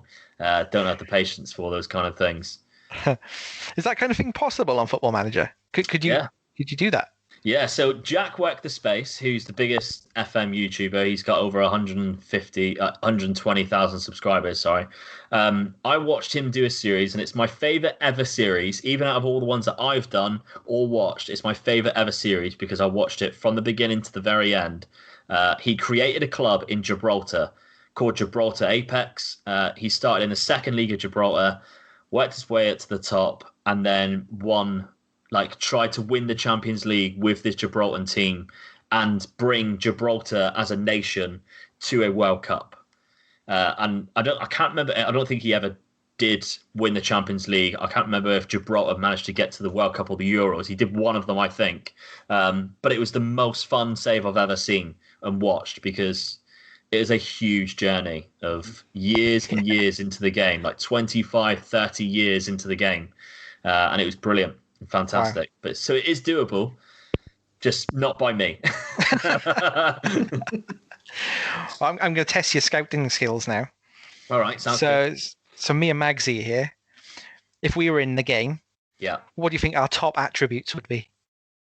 Oh, that is a good one. Okay, Mags, I reckon, would be tackling. I could just see Mags just being like a little bulldozer and just running, just annihilating people and just completely destroying people like that. And Paul, I see you as like a technical guy. I reckon you'd have high technique. High technique. Like I think you'd be, Paul, like an Ibra. So you wouldn't be the fastest player, but you'd have the technique to back it up. And Magsy would be like a Gattuso. I was thinking Razor Ruddock. Razor Ruddock. You'd be like a Gattuso, Mags. People would like hate to play against you, but they'd love to have you in their team because it would be like, Mags, we need you to do us a favour today. What's that, boss? Kill. You see that number 10 with the pink boots? Yeah, I need you to just stay on him all game and make his life fucking hell. You're like, yep, got it, and that's what it would be. I'd make him listen to While We Watch all match then. Yeah, but I'd enjoy that. So, Luke, I want to kind of round this portion off with I want to know what you want to come out of 2021 in terms of the channel, in terms of the content. Where do you want to be this time next year? Oh, it's a good question. And I'm going to give you what I want and then a realistic answer because I think they're two different things right now. Best case scenario is I'd be full-time. I'd have a channel big enough to sustain a living. And because then I'd be able to do it more. And it's something that I love doing. And I don't know if you both follow me on Twitter. You probably see me moan about it a lot. I fucking hate my job. So to be able to do that as a full-time job would be superb. It would give me a lot more time in the day as well because I wouldn't be spending my working day going to work and then coming home and doing this for 3 or 4 hours. So that would be dream scenario, definitely, to build. And I don't really know a ballpark number, what that would have to be. Really, I know a couple of channels who are around about the 30,000 to 40,000 mark who are full time. So that's, it's not I don't see it as achievable, but then go off on a little bit of a tangent. Zealand, who is one of the biggest now channels and one of the biggest streamers, most entertaining bloke you can watch on a stream. He did his first video on YouTube for FM20, and he now has 60,000 subscribers. So within a year, he built a channel from nothing to 60,000. So it is possible to do. But realistically, I don't think it's possible for me to do within a year. So at the end of 2021, a realistic number, I'd like to be close to 20K. And even then, I think that's a struggle because in July, when I reached 5,000 subscribers, I was like, right, 10,000 by Christmas.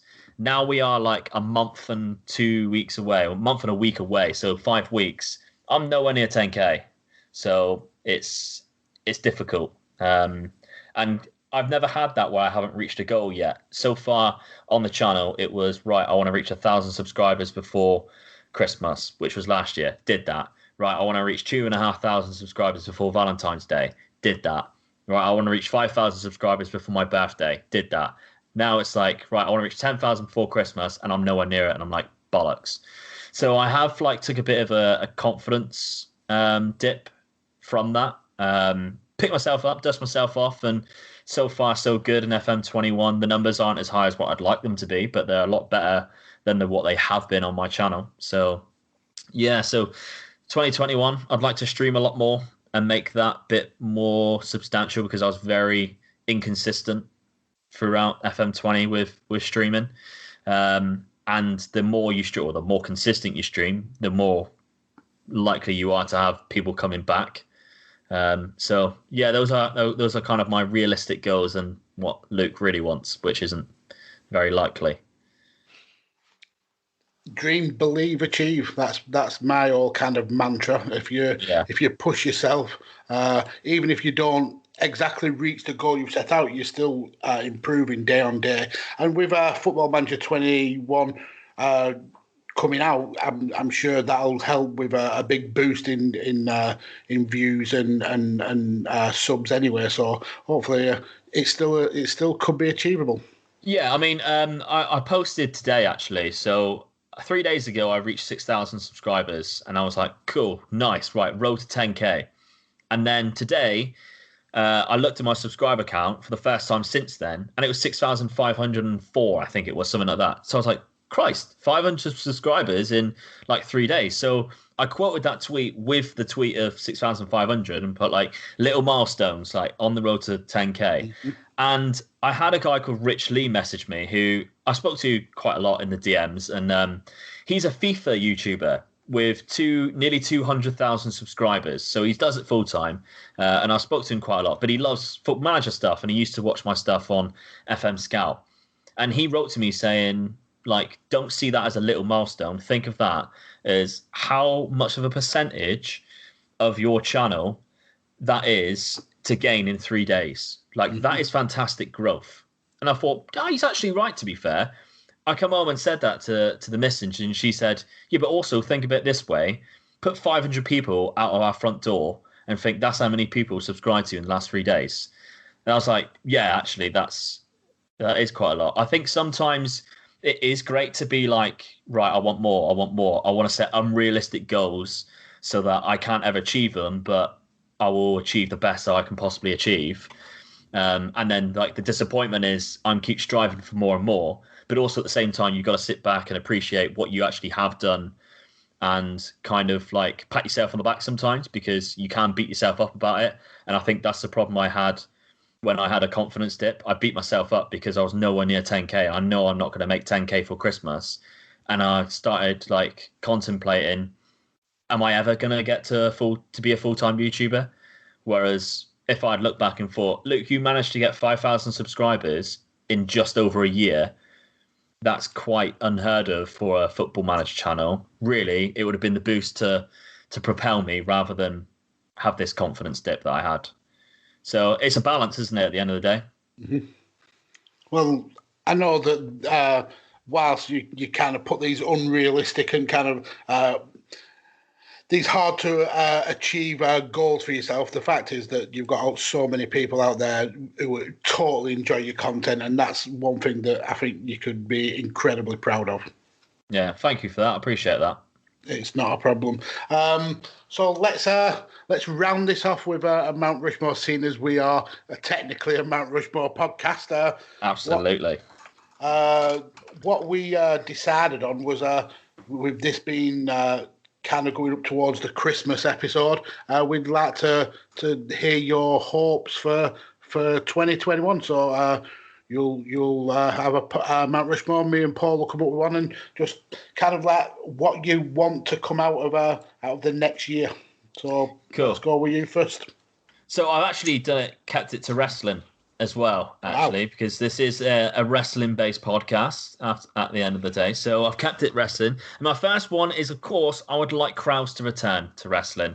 I think one of the main reasons why I've started going back and watching a lot of old school stuff is because I've struggled to watch the stuff now without fans. It's got better with like NXT and stuff. I can watch that, and it's not too bad now with the fans banging. Well, the other like academy people, I suppose, banging on the perspex and stuff, making an atmosphere. It's still not the same as a live crowd at a takeover, though, at the end of the day. So I think my number one thing on my Mount Rushmore 2021 hopes is eventually have crowds to return to all events, especially, but wrestling. For selfish reasons, too. I want to wrestle in front of a crowd. So for both reasons of watching and wrestling myself. Yeah, it's a great one, and it's kind of interesting that you went with wrestling ones. When we spoke in the DMs, and I said mine will be wrestling centric, and my first one's actually not really that much to do with wrestling, to be fair.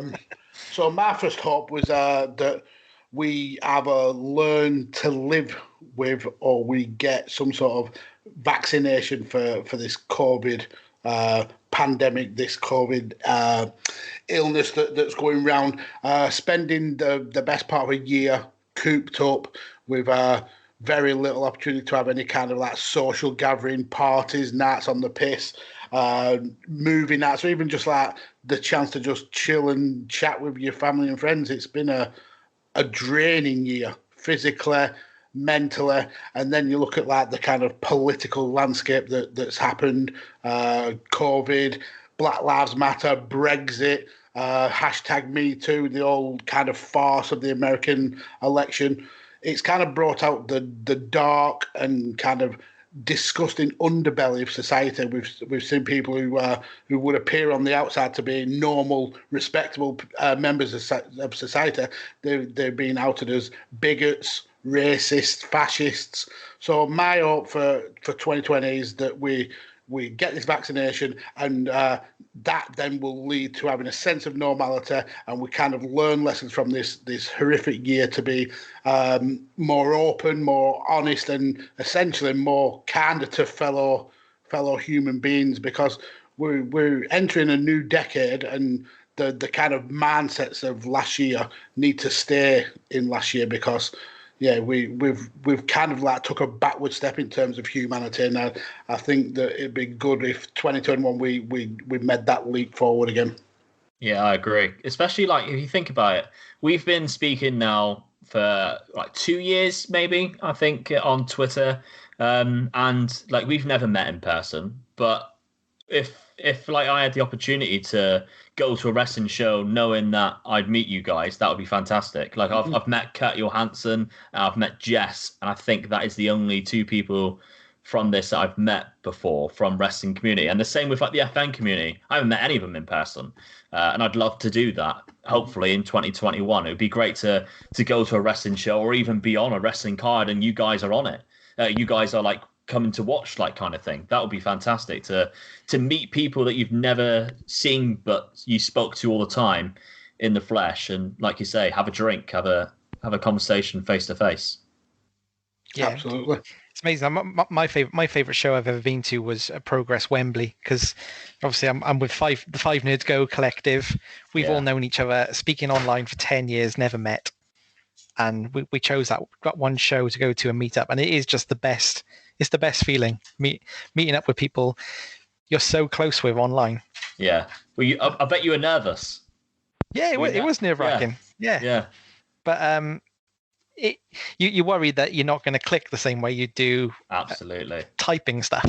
Yeah. but we did, and you do, and it's wonderful. So I'm with you. I'd love to meet Darren soon. Love to meet yourself soon. Come see you wrestle. Absolutely. Hopefully next year's the year we can do all that. Yeah, it's open for sure. So Luke, let's go back to you for your second pick on your hopes of for 2021. Okay, so kind of tying into that last one, I'd like to wrestle. I've mentioned it before. I'd like to wrestle in front of a big crowd. I touched on my debut was supposed to be in front of 600 people. The thought of that, as scary as that is also like, oh, what, you wrestle, do you? Yeah. My debut was in front of 600 people. That would have been the coolest thing ever to say. Unfortunately, that wasn't the case. I can say now I wrestled in front of 6 people on my debut. So it's very different. But if I have another hope for 2021 in the wrestling world, is that there is a big crowd. And like I mentioned, my friends, my family are there. I know Kurt Johansson's mentioned about coming down. There's a lot of people from the FM community who said, like, when we're allowed to, we're coming to your first show. Like, it's going to happen. And they're talking like, this is Bood, who lives in Manchester. Like, he wants to drive down and pick people up on the way to come to a show. So that's another dream for 2021. That would be absolutely awesome. Yeah, for sure. Tyler? Well, you just said there you'd like to wrestle in front of a decent sized crowd. So my hope for 2021 is to be in one of them crowds. With you in the ring. Whether you're coming up here and wrestling for a company here, or coming down to Reach with you. It'd be a nice day out down there. Oh, it's a good place to drink down in Plymouth. Yeah, very nice night out. Yeah, so I would love that to travel down and watch you perform in front of a good crowd. It's been wonderful to see kind of how much you've progressed since we last spoke on this podcast, and it wouldn't feel right not coming to watch you wrestle. So that's what I want to do in 2021. Yeah, that would be amazing. Like, to have people that I know and spoke to on a regular basis they're watching, that would mean a lot to me. I think it's kind of like quite soppy, but it would mean a lot to me because you know you guys, I knew you guys before I even did the training and stuff like that. So it would be quite cool, very cool to have that happen. But I'm exactly the same as you, Paul. I want to go in a crowd as well. I don't want to just be wrestling in front of a crowd. I want to be in a crowd, football crowd. You know, I used to love going to wrestling shows, and it's not the same atmosphere anymore. I miss that atmosphere. Yeah, really miss it. Hopefully it'll be back with a vengeance next year. Yeah, definitely. Hopefully. So, Luke, let's go to you for your third pick. Cool. So I kind of mentioned it when I said about like aspirations, but the potential to win a title or just even have a title match, it's kind of like a little milestone, a little tick box to me. Whether it's single or tag, I don't really mind. There's a few people who I'd love to tag with. So if the Reach gods ever let it happen, maybe that would be quite fun to do, because as much as like wrestling is very single orientated, unless you're like a brother of someone or you put into a tag team very early, I'm really the opposite. Like I want to experience a match with a tag team partner and be like, oh, we won these titles kind of thing. I've always loved tag team wrestling as well. So that's one thing that I'm really hoping for in 2021, fingers crossed, especially if Unit 10 continues on a weekly basis. There's more chance of that happening, of just having a title match. Whereas if they went back to the former format of one Academy show every 3 or 4 months, very unlikely it's going to happen, but still, we can dream. Hashtag future Reach Academy champion. You were the first one to say it, Mags, as well, and you continue to say it. One day it will come through. Yeah, I said it that much. Jason took me off his Twitter feed. To be fair, he's actually just got rid of Twitter now. Oh, so yeah, as soon as I took over the Reach Twitter, they were like, "We'll leave you with that," and then they both left Twitter. I was like, "Oh, all right then." Cheers, like lads. Christ, yeah, I'll do all the promotion for you on here, shall I? So for my second one and our third overall, it's a very, very quick one. But over these last couple of years, doing this podcast with Toller, and all the content that I'm involved in, it's been absolutely amazing. Like we've all said, we've made really solid friendships in this community. So I hope that in 2021 that Badlands continues to grow, reach new ears, and we still entertain the amazing people who tune in every week. We have amazing guests like we do every single week, and I just hope that continues to happen and grow, and hopefully we're kind of like you, where this ends up being a wage earner for us. Well, that would be perfect, wouldn't it? I mean, you guys, I think the best thing about you two is you have great chemistry together. Like you mentioned, you are really good friends, and like your shows are entertaining. And I say shows, man, it's because you're on so many. But there we go. But no, I think definitely I very rarely listen to podcasts now, because I used to listen to podcasts during work time. Now I don't have that opportunity. But when I do listen to a podcast, I'll normally check out a Badlands podcast or a Why We Watch podcast. I come back to to Mags's podcast network that he has. I have a problem. I'm addicted to it. The Podfather, I love it. I don't know how you do it. No, I don't. I share you. People offer me like, "Oh, do you want to get involved in this?" And I don't have the heart to say no. So I'm like, yeah, I'll get involved. As long as I'm not having to like do all the grunt, I'll happily turn up to someone else's podcast and they do the work. You wait for next week, Paul. Cloning. Yeah, you'll go, Paul, I've got something to say. What's that? Me and Luke are going to do an FM podcast from next week. I would drop Badlands for an FM podcast. How dare you? Sorry, Paul. I'm not going to steal your wife. I promise. He's already been stolen. Yeah, yeah, true. I have to learn how to share him, or just live an unhappy life. Brilliant. And that's why I try and bring you in on the stuff that I'm in, so you're involved, Paul. Oh, I appreciate that. Come on, Paul. Put your keys in the bowl. Come on. Brilliant. Move it up. Yeah. So, Luke, let's round off your Mount Rushmore of your hopes for 2021. So my last one, the first three were quite selfish, to be honest. But the last one is more of a whole now. I'd like Brit Wrestling to recover from the speaking out movement. Obviously, we had that during lockdown, and Brit Wrestling took a huge hit right when it was like at its peak as well. Like I think this time last year, Brit Rest was one of the best things in wrestling, if not the best thing in wrestling. And now you look at it and it kind of doesn't exist, mainly because of COVID, obviously. But the speaking out movement, if all of these companies come back, I don't know whether a lot of them would continue.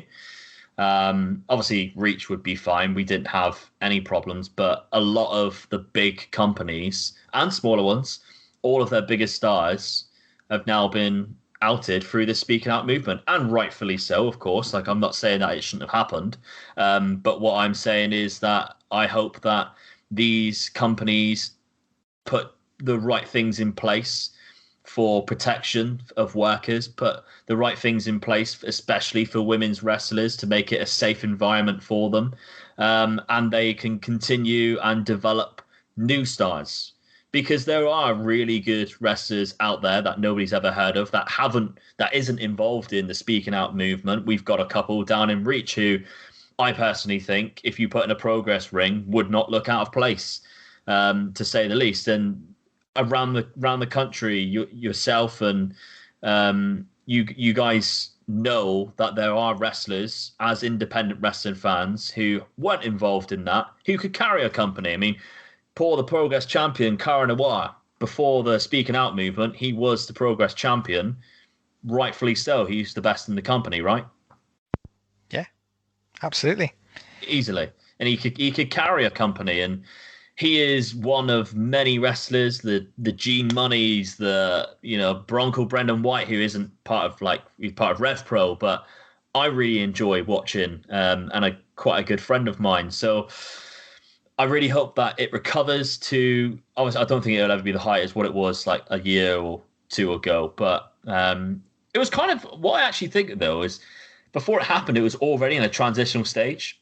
So we had the likes of Pete Dunne, Tyler Bate, and Trent Seven kind of move on to the WWE. And we had this new flock of people coming in. Walter obviously lost the title. Cara Noir took over, and we had Cara Noir and Ilya Dragunov and all these people come through in Brit Wrestling. And I just hope that it recovers, because it was my favorite thing to watch was Progress on a monthly basis whenever they brought out a new show.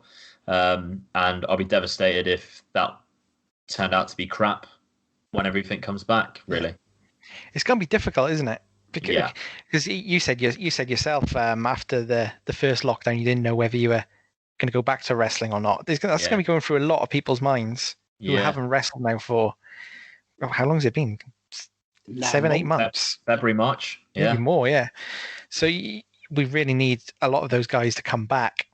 Yeah. And I think I was reading an article the other day about how the shows you're going to see are going to be different, because you're used to seeing maybe one marquee name there.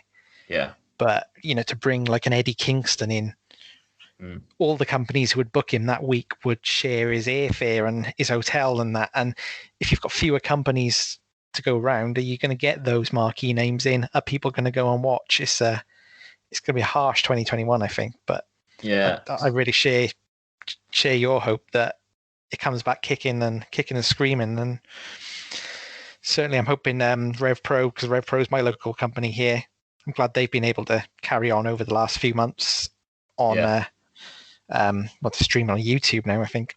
Yeah, Twitch, I think it actually is, isn't it? It's Twitch and YouTube, yeah, and hopefully they can come back in the new year with crowds as well, because that'd be good.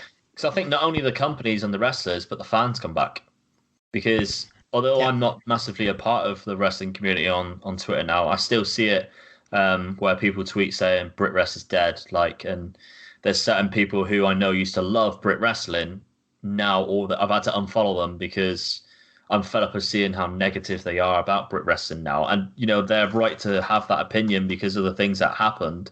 But for people like myself, knowing that there are people still around who aren't, rapists or pedophiles, whatever, and just want to wrestle and are good people, like, they shouldn't be tarnished with that brush or punished for what these fucking idiots have done and lose out on their opportunities in the future or have a completely different reaction towards them. They shouldn't be booed or not cheered for because of other people when they haven't done anything wrong.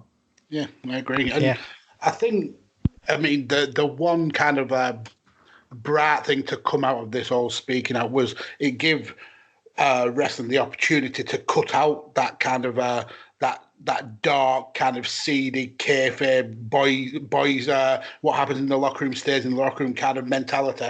And I'm a little bit more optimistic than you two. I think once the opportunity is there for fans to get back to watch wrestling, I think they'll flock back. I think people have been cooped up for so long that when the opportunity arises that they can go and see the local promotions or go and see the likes of Progress and Rev Pro Live, I think that the draw of it will get them back, and hopefully it'll be as strong as it was before. Now, knowing that we've cut out these evil predators out of the business. Yeah, the way you put it like that, I can see that definitely being the case to begin with, for sure. It's just the company side of things. We don't know who will return, like what companies will return, because obviously not only did the speaking out thing happen, the pandemic happened. Yeah, like a lot of companies haven't run for nearly a year now. So it's whether they've been able to keep the bills being paid or something like that, that we might struggle to see anything happen in the future. So, yeah, here's hoping. Yeah, absolutely. Absolutely. Paul, round off our Mount Rushmore. Okay, but what I want to see, I think it's unlikely, but what I'd like to see in 2021 to celebrate, hopefully, crowds being back and being back in a strong number. I'd like to see 2, 3, maybe 4 companies all get together, just put on a mega show. Whether that be in Japan with all the Japanese companies, I know they've been talking about it. There's a lot of rumor that New Japan and All Japan and Noah will get together and do a show. If you've got the long rumored association between New Japan and AEW, if they got together and did a one-off show, I'd like it to just be a one-off show. I don't really want to see those two merged long term, or even dare to dream like New Japan and WWE or something like that. Something crazy like that. Just something that sells out a stadium of 90,000 people just to celebrate wrestling being back. That would be amazing. That's the best way to end our Mount Rushmore. That would absolutely be amazing. Yeah, I look back on what you just said then, and I watched a WCW New Japan Super Show at the Tokyo Dome, and it was like Sting and the Great Muta versus Vader and someone or something like that. And like, imagine if that happened. I was literally thinking, imagine if that happened right now. And you had two of the biggest like American stars against like two of the biggest Japanese stars as a team, like an Okada and a Tanahashi versus, Keith Lee and someone. Like, it would be incredible. It would be amazing. That would be sick in any aspect. If it was because like you said then, the Japanese show, I've seen like rumors of All Japan and New Japan working together and including Noah in that as well. That would be insane. I'd watch that. I don't really know much about All Japan and Noah, only what I've seen from Twitter, but I'd watch the hell out of that. Yeah, I think a lot of people would, even if they're not familiar with the wrestlers, and obviously it'd just be massive in Japan. And in a year that, fingers crossed, they're going to have the Olympics as well. It'd be very true, yeah, be great for them. But yeah, like as you say, it's happened before. WWE and New Japan has happened before. Yeah, and WCW and New Japan's happened before. So I'm not quite sure what the barriers would be in this day and age to that. Yeah, yes, I think when WWE had a lot of connection with it, it was because of Inoki, wasn't it? Inoki and being good friends with like Andre the Giant and people, and obviously Hulk used to go over there quite a lot. So that was like their way of being partnered with WWE. Now I don't know what the correlation would be for that to happen with Vince, unfortunately. But I think you mentioned there AEW and New Japan. There's a possibility that could happen, and that would be fantastic because there's so many people that you'd want to see. You know, we've got to see Kenny Omega and people like that on a Japanese show, like these Western wrestlers in in an Eastern wrestling company.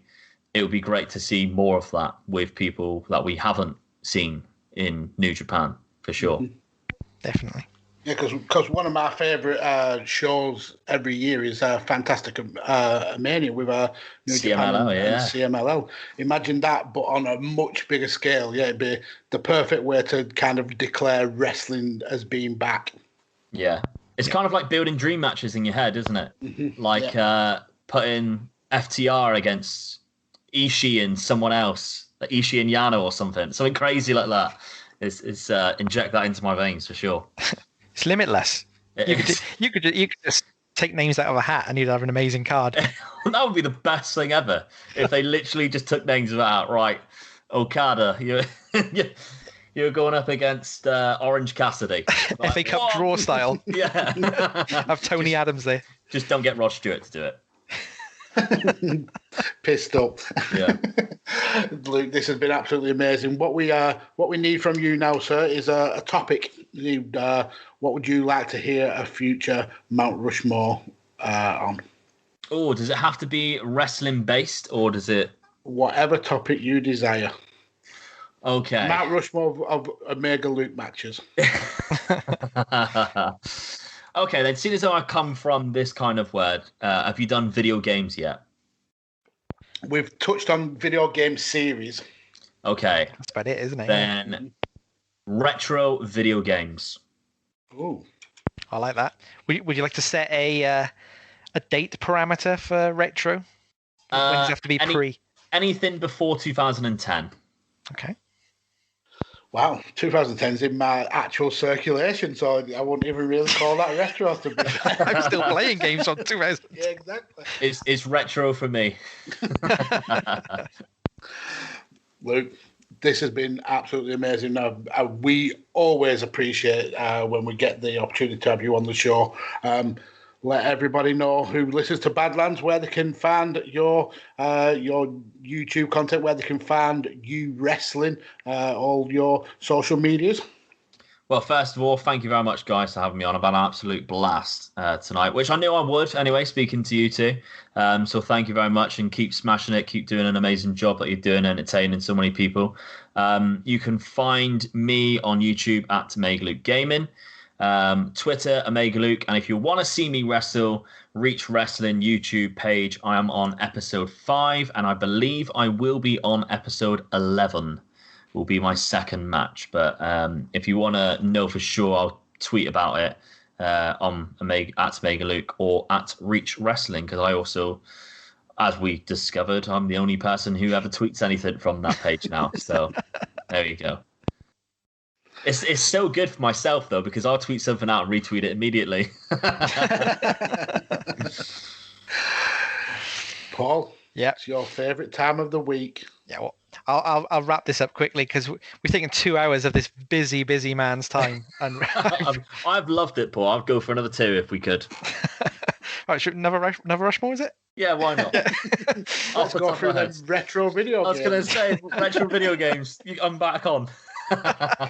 No, we really appreciate it, Luke. It's been a blast. I can't believe 2 hours have gone by already. Yeah, it's flown by. So very quickly, head over to Twitter, follow us at Dej Kirkby, that's DEJ Kirkby. You can follow me at Rain Counter. You can follow the podcast at Badlands Pod, and head over to your podcast provider of choice and like and subscribe to the Visionaries Global Media, Shooting the Sports-ish, 5 Nerds Go, and Chairshot Media Group. Subscribe to those. Give us reviews if you like what you hear, and you'll find all sorts of brilliant podcasts on there. Most of them have Darren's voice on. So Get to talk. So you can't go wrong. Thanks for listening. We'll be back next Thursday with another episode. Stay safe and always use your head.